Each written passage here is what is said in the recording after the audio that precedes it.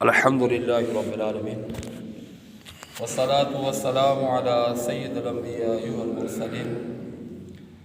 اما بعد فاعوذ باللہ من الشیطان الرجیم بسم اللہ الرحمن الرحیم۔ محترم اسلامی بھائیو، رمضان المبارک کے استقبال کے لیے سارا سال جنت کو سجایا جاتا ہے۔ چنانچہ حضرت سیدنا عبداللہ ابن عمر رضی اللہ تعالیٰ عنہما سے روایت ہے کہ تاجدار مدینہ صلی اللہ تعالیٰ علیہ وآلہ وسلم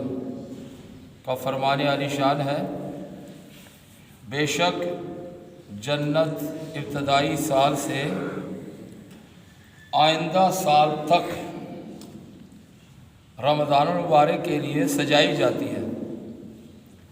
اور فرمایا رمضان شریف کے پہلے دن جنت کے درختوں کے نیچے سے بڑی بڑی آنکھوں والی حوروں پر ہوا چلتی ہے، اور وہ عرض کرتی ہے اللہ کی بارگاہ میں، یا رب العالمین عز و جل، اپنے بندوں میں سے ایسے بندوں کو ہمارا شوہر بنا جن کو دیکھ کر ہماری آنکھیں ٹھنڈی ہوں، اور جب وہ ہمیں دیکھے تو ان کی آنکھیں ٹھنڈی ہوں۔ جنت کی عظمت کی تو کیا ہی کہنے، کاش ہمیں بے حساب بخش دیا جائے، اور جنت الفردوس میں مدینے والے آقا مکی مدنی مصطفیٰ صلی اللہ تعالیٰ علیہ وآلہ وسلم کا پڑوس نصیب ہو جائے۔ الحمدللہ عز و جل،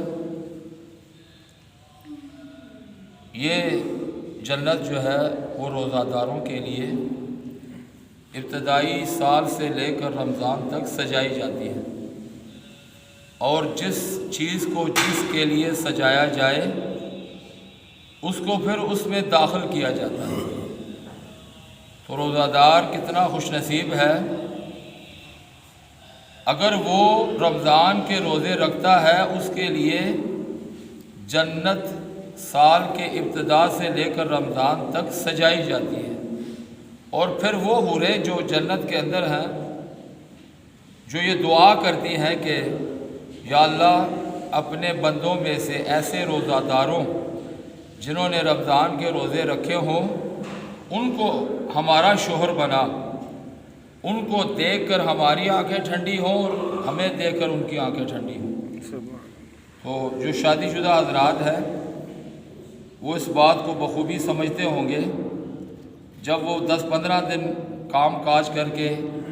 اپنے گھروں کو جاتے ہیں، اپنے بچوں کو دیکھتے ہیں، بچوں کی ماں کو دیکھتے ہیں، ان کی آنکھیں کتنی ٹھنڈی ہوتی ہیں۔ تو یہ تصور ہے آپ باندھ لیں کہ جنت کے اندر پھر حوروں کا ملنا ایک روزہ دار کے لیے اس سے بڑی کیا بات ہو سکتی ہے۔ اللہ پاک ہمیں رمضان شریف کے سارے روزے رکھنے کی توفیق عطا فرمائے۔ حضرت سیدنا عبداللہ ابن مسعود رضی اللہ تعالیٰ عنہ سے روایت ہے کہ شہنشاہ مکی مدنی صلی اللہ تعالیٰ علیہ وآلہ وسلم کا فرمان رحمت نشان ہے، رمضان شریف کی ہر شب یعنی ہر رات آسمانوں میں صبح صادق تک ایک منادی یعنی ایک آواز لگانے والا یہ آواز لگاتا ہے، وہ ندا کرتا ہے، اے اچھائی مانگنے والے مکمل کر، یعنی اللہ تعالیٰ کی اطاعت کی طرف آگے بڑھ اور خوش ہو جا، اے شریر شر سے باز آ جا اور عبرت حاصل کر۔ پھر اللہ عز و جل کی رحمت جو کہ رمضان کے ہر شب میں آسمان دنیا یعنی پہلی آسمان میں ندا کرتی ہے، آواز لگاتی ہے اپنے بندوں کو، ہے کوئی مغفرت کا طالب کہ اس کی طلب پوری کی جائے، ہے کوئی توبہ کرنے والا کہ اس کی توبہ قبول کی جائے، ہے کوئی دعا مانگنے والا کہ اس کی دعا قبول کی جائے، ہے کوئی سائل یعنی سوال کرے، اللہ تبارک و تعالیٰ اس کے سوال کو پورا کرے۔ اللہ تبارک و تعالیٰ رمضان شریف کی ہر شب یعنی ہر رات میں افطار کے وقت 60,000 گناہگاروں کو دوزخ سے آزاد فرما دیتا ہے، اور عید کے دن سارے مہینے کے برابر گناہگاروں کی بخشش کی جاتی ہے۔ مدینے کے دیوانوں، رمضان شریف کے جلوہ گری تو کیا ہوتی ہے، ہم غریبوں کے وارے ہی نیارے ہو جاتے ہیں۔ اللہ تبارک و تعالیٰ کے کرم و فضل سے رحمت کے دروازے کھول دیے جاتے ہیں اور خوب مغفرت کے پروانے تقسیم ہوتے ہیں۔ کاش ہم گناہگاروں کو بطفیل ماہ رمضان حضور سرور کونین صلی اللہ تعالیٰ علیہ وآلہ وسلم کے رحمت برے ہاتھوں سے جہنم سے رہائی کا پروانہ مل جائے، اے کاش۔ امام اہل سنت مولانا شاہ امام احمد رضا خان فاضل بریلوی رحمۃ اللہ علیہ اپنے ایک شعر کے اندر کیا خوب ارشاد فرماتے ہیں، تمنا ہے فرمائے روز محشر، یعنی اعلیٰ حضرت رحمۃ اللہ علیہ یہاں پر اپنی تمنا، اپنی خواہش جو ہے وہ بیان کر رہے ہیں کہ تمنا ہے کہ فرمائے روز محشر، یہ تیری رہائی کی چٹھی ملی ہے۔ چٹھی کہتے ہیں مطلب ایک خط جو ہے، یعنی میری تمنا ہے کہ میرے آقا علیہ الصلوۃ والسلام کے ہاتھوں سے جہنم سے رہائی کی جو ایک چٹھی ہے، ایک خط ہے، وہ ملے کہ احمد رضا جا، آج تجھے جہنم سے آزاد، بلکہ تو جنت میں چلا جائے، یعنی ملے بھی میرے آقا علیہ الصلوۃ والسلام کے ہاتھ مبارک سے۔ اللہ تبارک و تعالیٰ کی عنایتوں، رحمتوں اور بخششوں کا تذکرہ کرتے ہوئے ایک موقع پر اللہ پاک کے پیارے نبی اور آخری نبی خاتم النبی صلی اللہ تعالیٰ علیہ وآلہ وسلم جو ہیں وہ ارشاد فرماتے ہیں، جب رمضان کی پہلی رات ہوتی ہے تو اللہ تبارک و تعالیٰ اپنے مخلوق کی طرف نظر رحمت فرماتا ہے، اور جب اللہ پاک کسی بندے کی طرف نظر فرمائے، یعنی نظر رحمت فرمائے، تو اسے کبھی عذاب نہیں دے گا۔ ہر روز یعنی رمضان کے ہر روز 10 لاکھ گناہگاروں کو کہ جہنم سے آزاد فرمائے گا، جن پر جہنم واجب ہو چکی ہوتی ہے۔ اور جب 29ویں رات ہوتی ہے تو مہینے بھر میں جتنے آزاد کیے ان کے مجموعہ کے برابر اس ایک رات میں اللہ عز و جل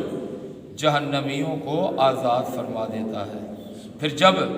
عید الفطر کی رات آتی ہے، یعنی جس کو آپ چاند رات کہتے ہیں،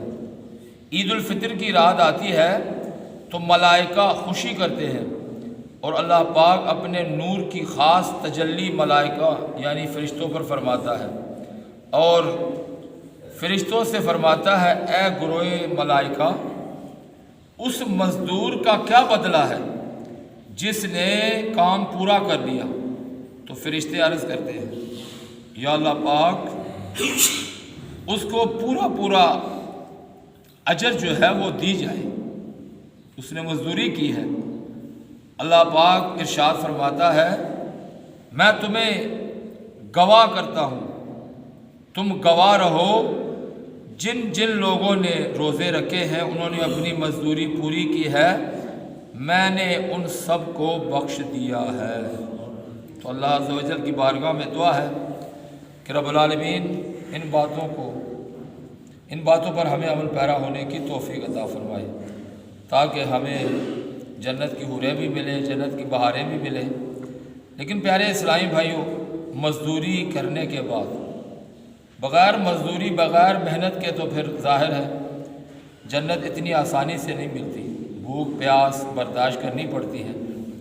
ایک مزدور جو 1500 2000 روپے مطلب کہ اجرت لیتا ہے پوری دیہاڑی کا، جب تک کام نہیں کرے گا، گھر تعمیر کرنے والا کبھی بھی اس کو مزدوری نہیں دے گا۔